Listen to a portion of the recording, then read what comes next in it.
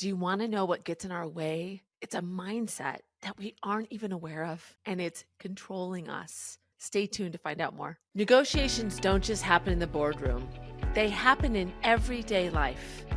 I'm Susie Tomenchok, expert negotiator, author, and TEDx speaker. I'm glad you're here. I'm going to show you the art of negotiation without manipulation so you can level up, know your worth, and adopt a negotiator mindset. Let's go. Hi, and welcome. I'm Susie, and I am glad that you made the choice to be here today because making space for yourself is essential as a leader, as a human, just to really think about what's going on in your mind, in your life. We're so busy in our everyday, no matter what role we play. And we all play so many different, we have so many hats and so much responsibility. And that really leads me well into the topic I want to talk about today, and it's scarcity mindset. And it's really one of those topics that it's hard to think about because it is something that we don't want to think about. It's because scarcity mindset, when you look at the definition of it, is the fear of what you don't have. It's really the focus on that idea that if I don't get this, then it's going to be really bad because I don't have any other options. When I think about some research around negotiation and just a positive versus a negative mindset, so an abundance versus a scarcity mindset, there's been a lot of research that shows when they have given some negotiation scenarios to different groups and tested it and said to one group, look, before you go in, look at all the upside of the deal, all the benefits of getting a deal with the other side. And then the other group before they walk in, would have them focus on all the risks if they don't get it. And this research is super interesting because it showed that the group that looked at the upside and looked at the positive and had this mindset before they went in, not only got to the goal, they wanted them to get to $80 million in this deal, this fictitious deal. Not only would they get 80 million, they would often get way above that. Because that mindset, that positive mindset, looking at what's positive, it actually opens up creativity.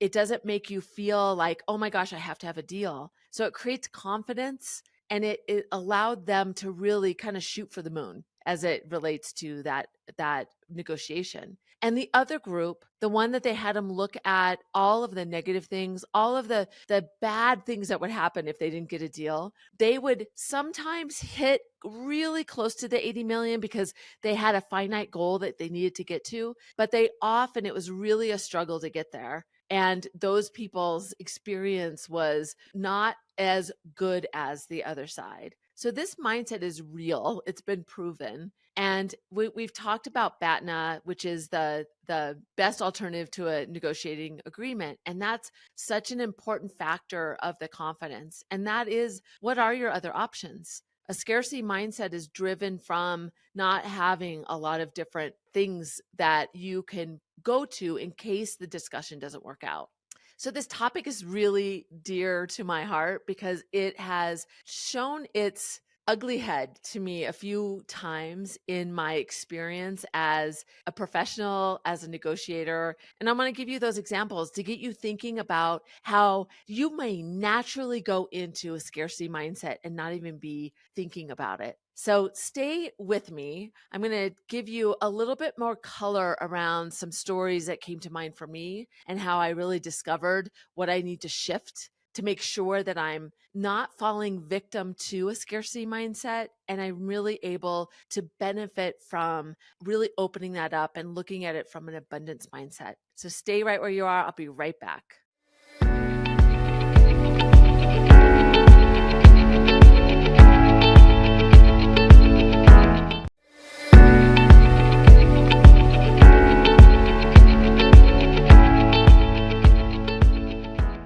I want to talk about some things, and it's kind of embarrassing to think about, but this is a really simple story, just an everyday that happened to me in the spring last year. So two of my daughters and I were hiking. I have 3 daughters, all in their 20s. We were hiking one Saturday morning, and we came down, and we have a lot of farmers markets in our area, as I'm sure everyone does. And there was, by this gas station, one of those semi trucks that you see at farmers markets where they have somebody that it comes from a local farm. And there was one of these at this gas station across from where the trailhead was. So we walked over and we're like, oh my gosh, it would be so great to get some fresh fruit after we got done with our hike. And I was saying, I really hope they take credit cards because we don't have any cash with us. So we walked up, and so in my mind, I had this kind of this track of what I believed about the situation I was walking into.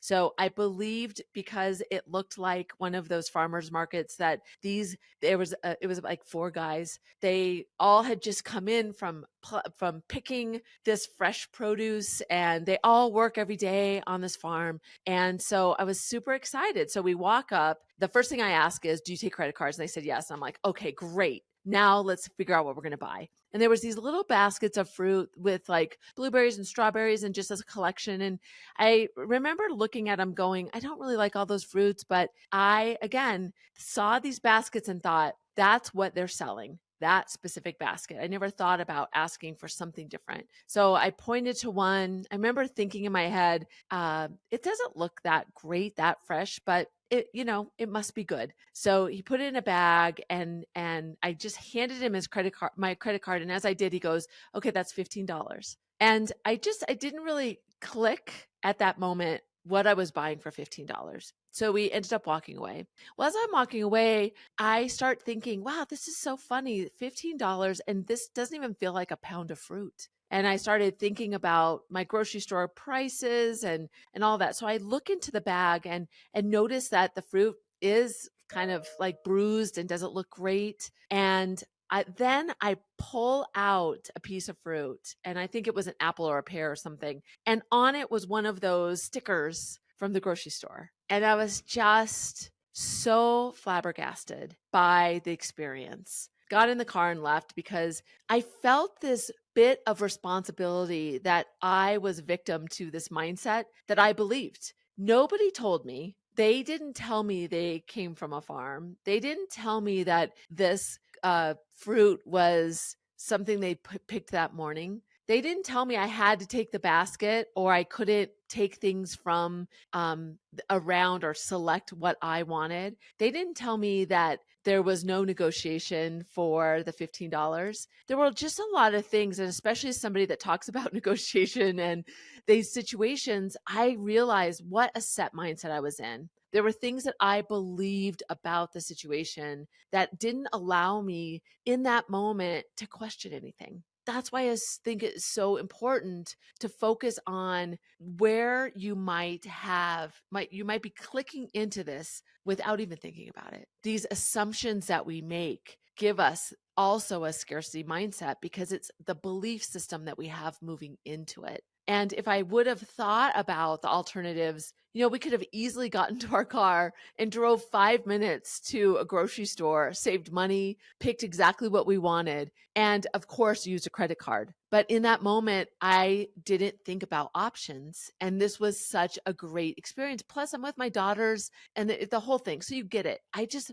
hook, line, and sinker. Totally fell for everything about the situation. So fixed mindset can happen to us in everyday situations. And that's why I think it is so important to think like a negotiator. Because if I would have said, okay, if they don't take credit cards, what are some of the other things that I'm assuming about this before I walk up, so that I would have kind of zoomed out and said, oh, I would have been able to even say, you know what, this doesn't look that good to me. I'm going to pass. They weren't forcing me.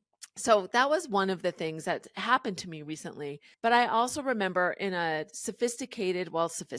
a formal, I'll just say, negotiation, when we had to have the deal. I remember we had a product that wasn't selling that well, and we needed one client to make our numbers for that quarter. And so it was so important because we hadn't done that well. It had been a low quarter. My team hadn't been producing. And this was the only client that was interested in this product. And so I went into the negotiation with this, you have to say yes. And I was so focused on that I missed the opportunity to get them to say yes if I was able to give them some other value, because I was so fixed on what I needed them to say yes about. And because my mindset and because I had this, I have to get this done, I didn't have any confidence to think about what other things could I provide value around for them. A scarcity mindset makes you focus on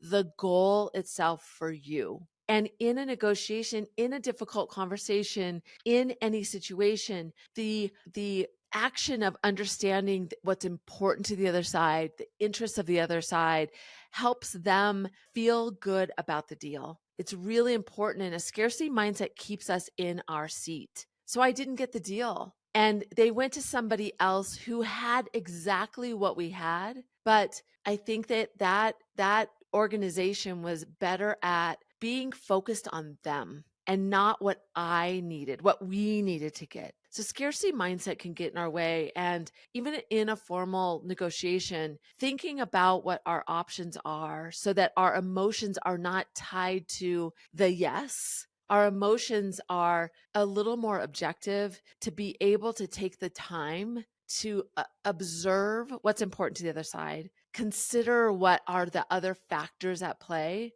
and what you need to do to move forward. So I'm going to give you some tips on how to move into a situation, especially when you may or may not be aware of your scarcity mindset, or within a negotiation or a discussion, to be able to identify that you are triggered by a scarcity mindset so that you can make that adjustment in real time if you need to. So stay with me. You want to hear these tips. We'll be right back.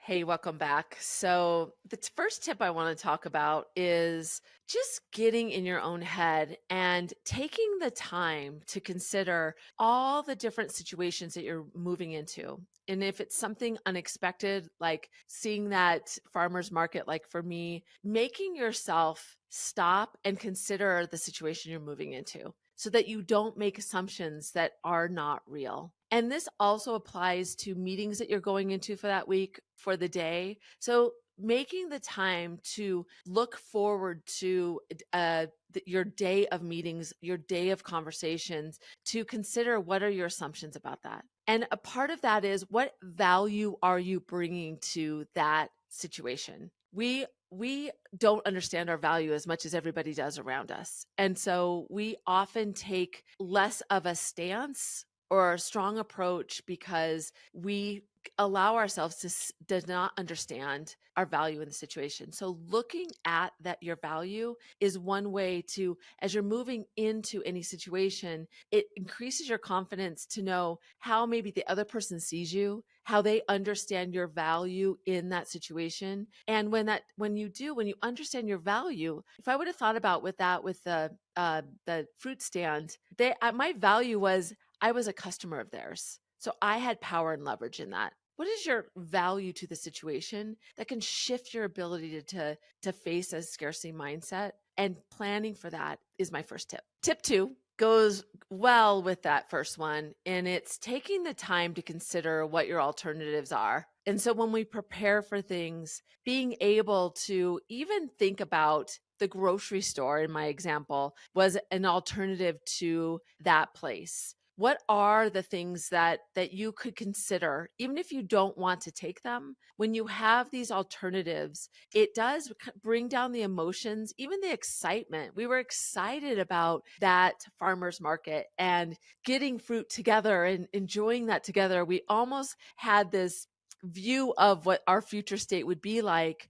But had we thought about the alternatives and even thought about the goal that we had, what did we want to experience out of that? Even if we had taken 30 seconds to consider that together, we were all focused and fixated on, would they take credit cards? Had we taken a moment to go, okay, what do we want to do here? We want to enjoy some fruit together. So if this doesn't work out and they take credit cards, but it doesn't look good, let's just move on to going to a plan B. So look how long that took. That took 15 seconds to evaluate what other alternatives we have in a situation. When you look into the meetings that are coming up, even if you could identify, okay, if I'm moving into this conversation with a peer of mine and we're talking about who's going to lead the project, what if that person says, no, I want to do it? What other alternatives do they have or do I have, so that in that moment, if you're not getting what you need,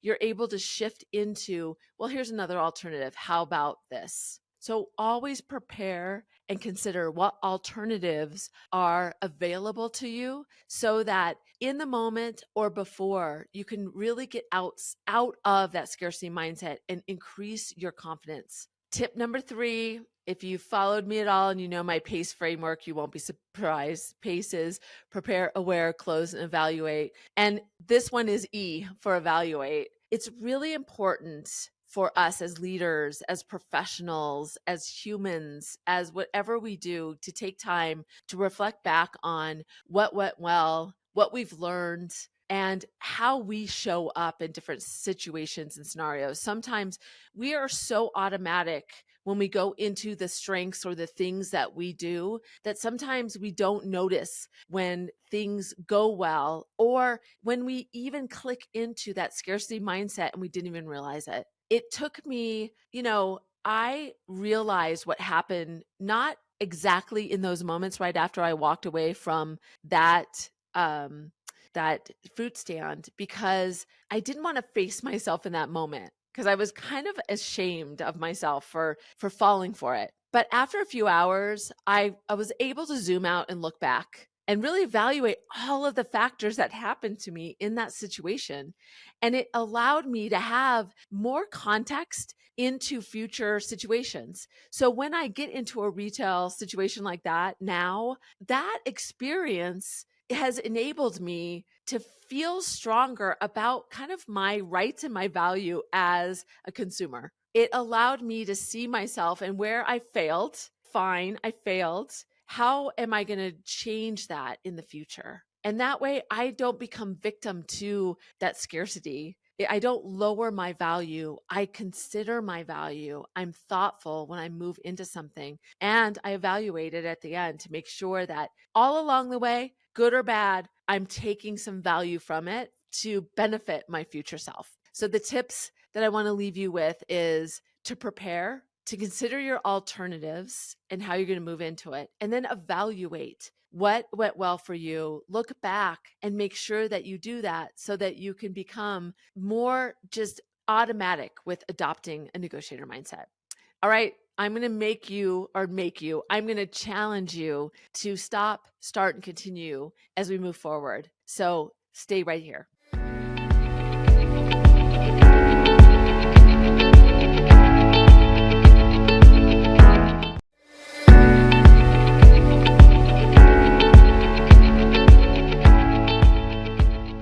All right, here we go. Stop, start, and continue. As an executive coach, I really believe that it's great that you're listening and you're considering these concepts, but what are you going to do to move to action? If we don't do that step, we will just be entertained by content. So what are you going to do? What are you going to stop, start, and continue? So when I think about stopping, I think about allowing myself to have this mindset when I go into something. I challenge myself from here on to say I have a mindset right now, and unveil that for myself. That's what I'm going to stop just moving into something and not making that consideration. It's kind of like a start. So that's more of a start. I'm going to give myself that for start. I'm going to start assuming that I have a mindset moving in, and that I need to take the time to go, all right, what mindset am I going into this with? What I'm going to stop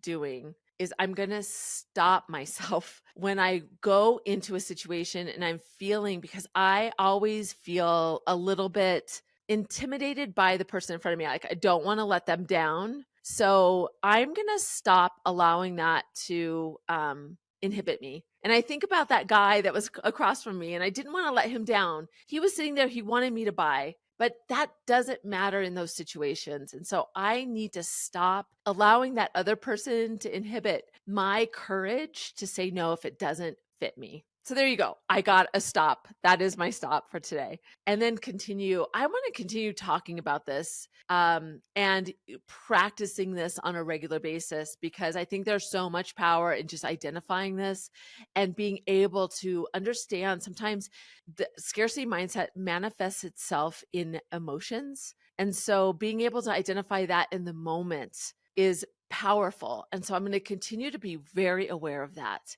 because it's emotion related. That's a good trigger for me to use to be able to zoom out and understand that.